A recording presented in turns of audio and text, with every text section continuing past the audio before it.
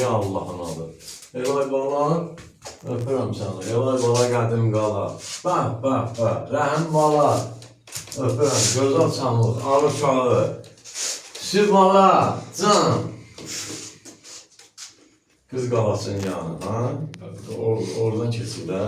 Buradan bütün Eli Bala məktəbinin tələbələrin hamısını salamlayıram. Allah can sağlıq versin.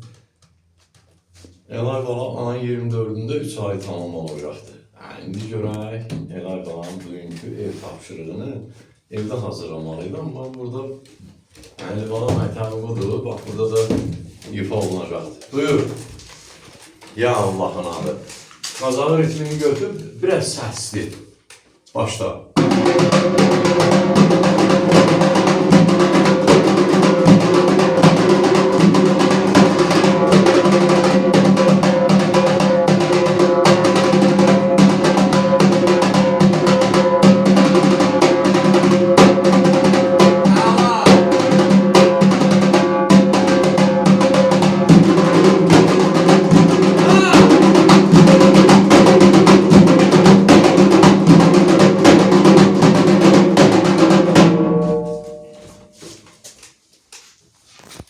Asakal söz səndə. Əla, gözəl.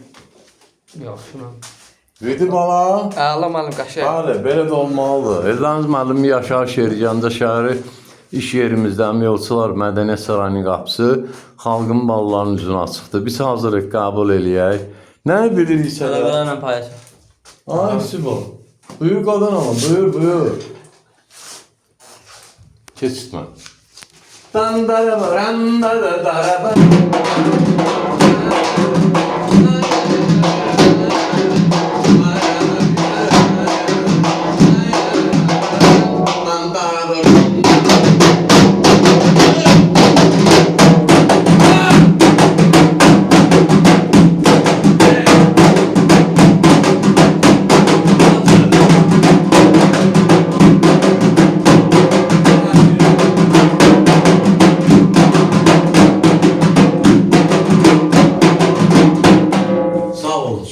Sağ ol, Elay bala.